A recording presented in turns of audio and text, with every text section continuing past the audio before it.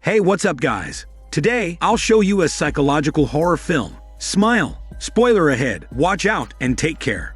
The movie begins with introducing Rose working as a therapist in a psychiatric institution. Rose wakes up in her office after dreaming of her dead mom. She then receives a call to meet her patient named Carl, who's been repeatedly muttering that he doesn't matter. Rose then puts Carl into observation in their facility so he can be checked every couple of hours. Just then, Rose's supervisor summons her to his office to talk about her unexpected deployment of patients. Once more, Rose receives another patient named Laura, who recently caused a public disturbance. According to the police report, Laura is a graduate student who was involved in an incident last week. Laura claimed that she witnessed her own college professor commit suicide in front of her. Rose shortly meets Laura, who's evidently frightened, standing at the corner. Laura admits to seeing a smiling entity who steals faces from the people she knew, like her late grandfather. The entity can only be seen by her, threatening to kill her soon. Laura assures she's not crazy, and this entity is real. But Rose perceives her situation rationally and claims she's only experiencing hallucination. But the word hallucination triggers Laura to break down intensively because she's certain it's real, but no one's listening to her that she's about to die today. Laura suddenly falls on the floor backward while screaming, "It's here!" She crawls away from Rose and shortly experiences a seizure. Rose immediately calls an emergency, but when she looks back, Laura is holding a porcelain shard while grinning sinisterly at her. Rose watches her cut the shard across her neck until she falls to the ground and dies. Eventually, nurses arrive to quickly clean the bloody mess. Later on, Rose is interviewed by two detectives, and one of them happens to be her ex-boyfriend, Joel.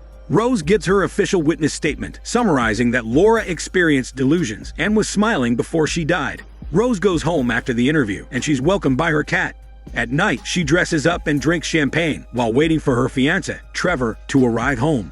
In the kitchen, she encounters a woman standing and grinning, just like Laura before her death. Just then, Trevor comes home, startling Rose completely. Afterward, Rose and Trevor attended dinner with Rose's sister and her husband. However, during dinner, they notice something's wrong with Rose because she's aloof and occupied. Sister then invites Rose about her son's 7th birthday on Saturday, but Rose declines and says she's at work. Sister then brings up their childhood house and offers to sell it so they can get the money, but Rose doesn't want to sell it. However, Sister insists on selling it, provoking Rose to shout and make them shut up. The next day, Rose goes to work and asks the nurse for the police report about Laura's involvement in an incident last week. Suddenly, Joel gives Rose a visit to check up on her, but Rose obviously gives him a cold shoulder and tells him it's not his responsibility to know what's up with her anymore. Afterward, Rose goes to her office and reads Laura's police report. She reads in the file that the professor was smiling sinisterly at Laura before he killed himself. Suddenly, Rose receives a call from her sister, who apologizes for what happened last night. Sister tells Rose that her nephew loves trains, so it would be nice for her to give a gift if she can't make it to his birthday party. But Rose is distracted because someone on the grounds is staring and smiling at her once again. She then takes a stroll in the corridor when her patient, Carl, is grinning alone on his bed. Carl suddenly tells Rose that she's going to die, which prompts Rose to call for help. However, Rose snaps back to reality and finds Carl simply sleeping alone on his bed, but it's too late because the nurses have arrived to sedate him. Rose is summoned to her supervisor's office again because of what happened with Carl. He then decides to give Rose a paid week off to regain her focus and sleep because she's been overstressed and overfatigued for the past months.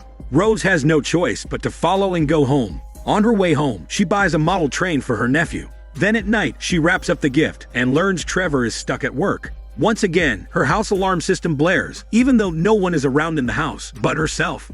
She arms herself with a scissor and shortly finds the back door open. Next, she receives a call from the first-line security because of the alarm. Strangely, the person in line tells her to look behind her. Rose turns around and finds the telephone is back on its stand. She snaps back to reality when the first-line security calls her for real this time. Later on, 2 police officers arrive to sweep the whole house, and they conclude it's clean. Just then, Trevor comes home and accuses Rose of opening the alarm. Rose then vents out all of her rough days, but she takes them back and assures Trevor she's fine. Afterward, Rose calls for her cat to eat its meal because it's been missing for the whole day. At midnight, Rose can't sleep well because of worrying about the cat, so she listens to the recorded conversation with Laura, eventually realizing that whatever Laura experienced is happening to her too. Suddenly, a face emerges beside her, shouting her name. Rose stumbles backward and screams due to shock. She then runs to the kitchen and grabs a knife to defend herself. Just then, Trevor wakes up and asks Rose to calm down. The next day, Rose visits her former psychiatrist to confide her experiences in the past few days. She admits she felt guilty after the incident, and her psychiatrist relates that her guilt might be rooted in the suicide death of her mother. Rose then asks the psychiatrist if she can receive prescribed medication to help her, because ever since the incident with Laura, she's been seeing and hearing things that happen similarly to her patient. She knows it's only hallucinations, but whenever it occurs presently, she feels them corporeal and unsettling. Psychiatrist claims Rose is far from a mental disorder or psychosis, but just triggered anxiety compounded with stress and less sleep. She advises Rose to spend time doing new things, instead of relying on instant medication first, and offers to provide sessions to help her cope with her current situation. Afterward, Rose takes to heart the advice and attends her nephew's birthday party to have fun. However, things go south when her nephew opens her gift. Rose bellows a cry, seeing her pet cat dead. Sister accuses Rose of killing the cat, but Rose denies all of this. Rose suddenly sees the creepy smiling entity again. She instantly staggers backward and falls onto a glass table, causing her to be severely wounded by the shards, but the people only watch her break down like she's an insane person. Rose is shortly sent to the hospital for treatment for her wounds. At night, Trevor and Rose go home, but before they go inside, she admits that something is wrong with her and explains that the entity that attacked Laura has somehow attached and transferred to her. However, Trevor remains detached and finds her difficult to be with for the moment, so he walks away from her when she needs him to understand what's happening to her. Unfortunately, Trevor perceives Rose as crazy and claims it's genetic, because this is similar to what happened to her late mother. Trevor sleeps on the couch and away from Rose. Rose goes to their bed to reread Laura's police statement again. She then searches for the professor's name and decides to visit and talk to his widow the following day. Rose learns from the widow that she noticed strange things from her husband, the professor. He became on edge, paranoid, waking up in the middle of the night to scream. He later stopped sleeping, talked to himself, and did things that he couldn't remember. The widow heard from the police about his tragic passing and saw him with a disfigured face. The widow then shows Rose the entity the professor kept on seeing, and Rose saw the professor's study room filled with smiling faces on the wall. The widow later explains that the professor drew a smiling image of his late brother who died when they were young. Moreover, she recounts how the professor changed after watching a woman kill herself at the conference he annually attended. Rose asks for the woman's name, but she doesn't remember. Rose proceeds to tell the widow that whatever happened to the professor is happening to her too, but the widow finds her statement offensive and drives her away from the house. Afterward, Rose visits Joel to ask for a favor. She begins by introducing the professor, who killed himself 9 days ago, and she wants to know more about the professor's statement. Joel then grabs his laptop and learns the professor gave a witness statement where he stayed in a hotel room and saw a woman commit suicide. The woman named Angela was a real estate agent who brutally killed herself. Rose then asks to search for any police reports about Angela. They coincidentally learn she was also interviewed about witnessing someone commit suicide. Together, they watch the surveillance footage, where Angela saw a smiling man stabbing himself with a garden shear. Rose then finally asks Joel to print all the linked deaths and information. Afterward, Rose goes back home and finds Trevor talking to the psychiatrist about Rose's mental state. However, Rose finds the whole situation an ambush because she entrusted Trevor with whatever she's feeling, but he only passed to someone her burden because he doesn't want to help deal with her problem. Rose shortly walks out of the house and visits her sister in her home. Rose apologizes to her sister first and then clarifies what happened during the party. She shows her sister all of the similar cases that happened, but sister only shows complete distrust and disgust toward Rose.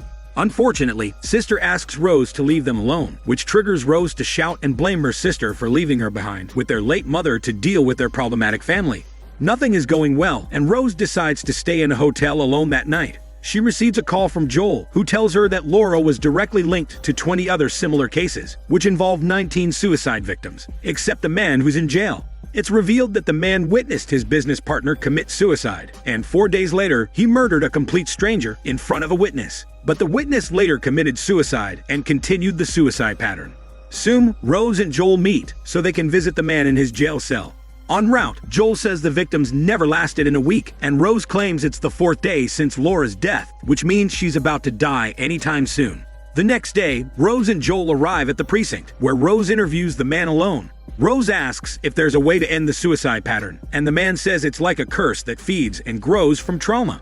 Unfortunately, there's no way to end it, but only to pass it down to someone, either through committing a brutal suicide to traumatize the witness, or killing someone in front of a person to traumatize the person, before passing down the curse. However, Rose shouts she can't kill someone that way, and the man panics because he fears Rose will pass it on to him, so he asks to go back and Rose to leave him alone. Afterward, Rose comes home, and the psychiatrist gives her a surprise visit without letting her know through a call.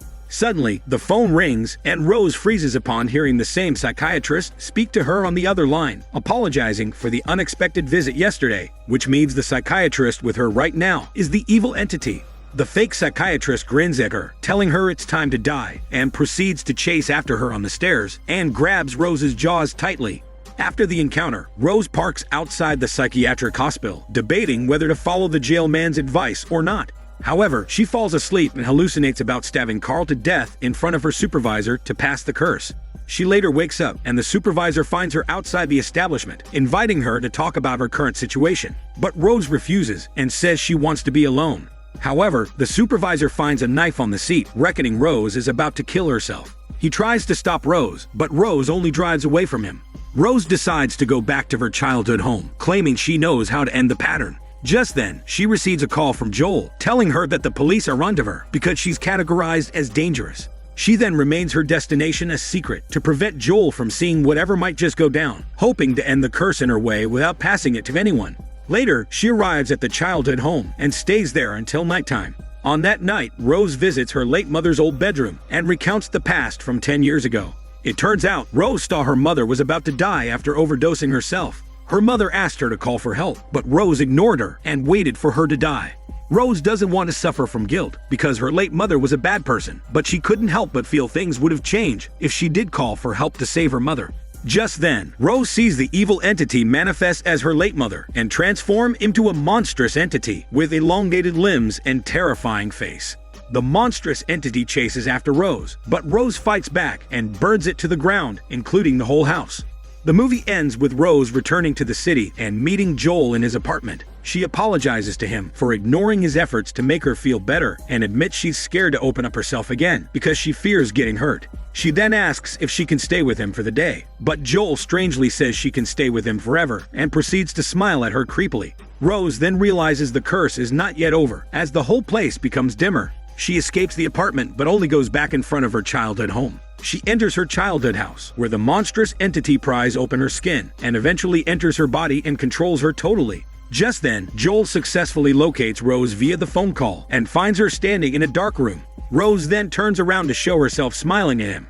Regrettably, Joel watches Rose burn herself to death, which traumatizes Joel. This means she just passed the curse down to him, so the pattern can continue once more. This is Daniel CC Movie Channel. Stay safe and enjoy your day.